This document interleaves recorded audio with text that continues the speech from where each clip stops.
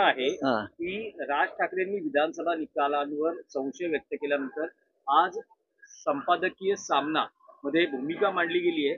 त्यात असं म्हटलं की राज ठाकरे यांना पडलेले प्रश्न आणि देवेंद्र फडणवीस यांच्याकडून त्याला मिळणारे उत्तरही रंजक असेल. या उत्तर संवादाची महाराष्ट्रातील जनता देखील वाट पाहत. बघा, राज ठाकरे हे भारतीय जनता पक्षाचे मित्र आहेत. राज ठाकरे हे नरेंद्र मोदी आणि अमित शहा यांचे समर्थक आहेत. आमच्या दृष्टीनं अमित शहा, नरेंद्र मोदी, फडणवीस यांची महाराष्ट्रासंदर्भाची भूमिका ही बरी नाही. आणि अशा लोकांचे राज ठाकरे मित्र आहेत, राजकीय मित्र आहेत, एकमेकांना मदत करतात. आता भारतीय जनता पक्षाच्या अंतस्थ गोटातल्या या मित्रानं ईव्हीएमचा घोटाळा आहे. ईव्हीएम मध्ये पडलेली मतं ही कुठेतरी गायब झाली. त्याच्यामुळे सध्याचं सरकार सत्तेवर आलेलं आहे हे त्या अदृश्य मतातून आलेलं आहे, जी गायब झाली, गायब केली. म्हणजे थोडक्यात हा घोटाळा आहे, हे सरकारमध्ये घोटाळा आहे. आता राज ठाकरे यांनी त्यांच्या मनातले जे प्रश्न आहेत महत्वाचे, हे प्रश्न घेऊन त्यांनी मुख्यमंत्री फडणवीस यांना भेटलं पाहिजे. आणि फडणवीस का उत्तर देतात त्या प्रश्नावर, हा संवाद अत्यंत महत्वाचा आहे. आणि तो दोघांमधला संवाद लाईव्ह लोकांना दाखवला पाहिजे.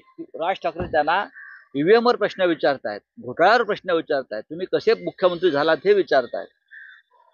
त्यांच्याच पक्षाचे मित्र आणि देवेंद्र फडणवीस हे उत्तर देत आहेत. हे जनतेला कळलं पाहिजे. हा संवाद, प्रश्नोत्तराचा जो संवाद आहे, हा जनतेला कळला तर लोकांच्या मनामधली जळमट जी आहे ती दूर होती. तर आमचं आव्हान आहे, तुम्ही जेव्हा या प्रश्नावर देवेंद्रजींना भेटाल, एकनाथ शिंदेना भेटाल, तेव्हा तुम्ही ही जाहीर चर्चा लोकांपर्यंत पोहोचवा. पण तुम्हाला असं वाटतं की देवेंद्र फडणवीस हे राज ठाकरे यांनी उपस्थित केलेला संशय दूर करतील? अजिबात नाही. ते खिशात घालतील प्रश्न विचारणाऱ्यांना पुन्हा एकदा. कारण देवेंद्रचा जो खिसा आहे तो श्रीमंत खिसा आहे, तो श्रीमंतांचा खिसा आहे. त्याच्या आतमध्ये जातात त्या खिशात, ते बाहेर येत नाहीत. पण तरी जर कोणाला प्रश्न पडले असतील तर त्यांनी, आपण लोकनेते आहोत, लोकप्रतिनिधी आहोत, या नात्याने हे प्रश्न वारंवार विचारले पाहिजेत. त्यामुळे राज ठाकरे यांनी जे प्रश्न विचारले त्यांच्या कार्यकर्त्यांसमोर, हे सगळ्यांच्या मनातले प्रश्न आहेत. हे सगळ्यांना पडलेले प्रश्न आहेत की देवेंद्र फडणवीस आणि त्यांचा पक्ष, एकनाथ शिंदे आणि त्यांचा पक्ष, अजित पवार आणि त्यांचा पक्ष जिंकले कसे. ते अजून धक्क्यातून सावरलेले नाहीये. मला तर कळलं की रोज तिघे एकत्र भेटतात, शिंदे, फडणवीस आणि पवार 10 मिनिटं एकमेकांना चिमटे काढतात आणि खरोखर आपण जिंकलोय का, आपण मुख्यमंत्री उपमुख्यमंत्री झालोय का याची खातर जमा करतात.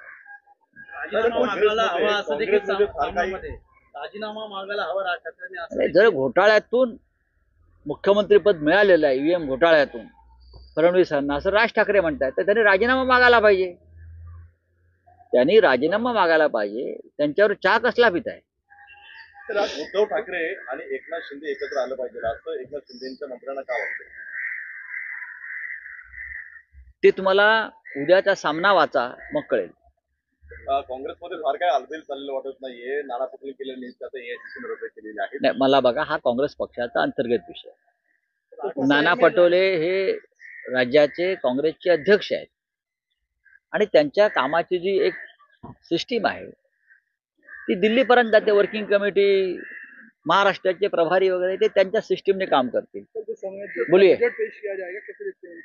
देखो, बजट पेश किया जाएगा. बजट में हमको क्या मिलेगा, हम जो कॉमन मैन है, मिडिल क्लास लोगों को क्या मिलेगा. खुद मोदी जी ने भगवान के पास प्रार्थना की है कि गरीबों के ऊपर लक्ष्मी प्रसन्न हो. इस देश में 10 साल में गरीबों के ऊपर लक्ष्मी प्रसन्न नहीं हो रही है.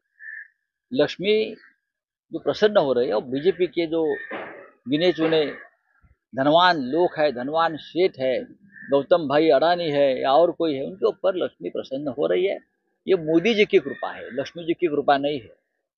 लोगों को, 80 करोड़ लोगों को, गरीबों को मुफ्त अनाज देना ये कोई अच्छी अर्थव्यवस्था का लक्षण नहीं है. जिस तरह से रुपया लुढ़क गया है, खत्म हो गया है, ये अच्छा अर्थव्यवस्था का लक्षण नहीं है. इतना ही मैं कहूँगा. बयान दिया कि देखिए, राष्ट्रपति जी का अपमान की बात नहीं है। राष्ट्रपति जी को कहा कि बेचारी एक पुअर लेडी है, थक गई है। गांधी जी भी थक गए थे, पंडित नेहरू भी थक गए थे, बाला साहब ठाकरे जी भी थक गए थे, वीर सावरकर थक गए थे। लोग थकते हैं तो उस बारे में एक शब्द आता है कि बेचारे थक गए हैं, पुअर है। इंग्लिश समझ लीजिए आप। जब एसआईटी गठित की गई है, जिस तरीके से महाविकास आघाड़ी के समय फडणवीस और शिंदे को फंसाने की साजिश की जाएगी, कौन फंसाएगा? शिंदे और फडणवीस? शिंदे खुद ही फंस गया बीजेपी के जाल में, उनको कौन फंसाएगा? शिंदे बीजेपी हमको अरेस्ट करेगी इस डर से भाग गए, तो उनको कौन अरेस्ट करेगा? एसआईटी अगर आपने बनाई है तो शिंदे क्यों भाग गए? किसके डर से भाग गए? उनके ऊपर क्या प्रेशर था? उनकी जांच करिए। जिस तरीके से सामने में आया कि राज ठाकरे को राजीनामा मांगना चाहिए फडणवीस को। नहीं, राज ठाकरे ने अचानक से एक मुद्दा उठाया है कि जो देवेंद्र फडणवीस मुख्यमंत्री बने हैं या उनकी सरकार आई है, ये ईवीएम घोटाले का नतीजा है। ये राज ठाकरे जो बीजेपी के मित्र है, फडणवीस के मित्र है, अगर उनके मन में शंका है तो राज ठाकरे ने अपने मित्र का राजीनामा मांगना चाहिए। चलिए, अखिलेश यादव ने कहा है कि इस बार बीजेपी पूरी 70 सीट हारेगी और आम आदमी पार्टी की सरकार बनेगी। हमें भी यही लगता है कि दिल्ली में फिर एक बार आम आदमी पार्टी सत्ता पर आ रही है। काय साहेब, एक प्रश्न असा होता की उद्धव ठाकरे आणि एकनाथ शिंदेना एकत्र आणण्याचा प्रयत्न करणार असल्याचं वक्तव्य स्वतः शिंदेच्या गोटातून झाले. शिंदेचेच मंत्री आता असं म्हणू लागले की उद्धव ठाकरे आणि शिंदेना एकत्र आणण्याचा प्रयत्न करणार आहे. मी मगाशी म्हणालो या संदर्भातलं तुम्हाला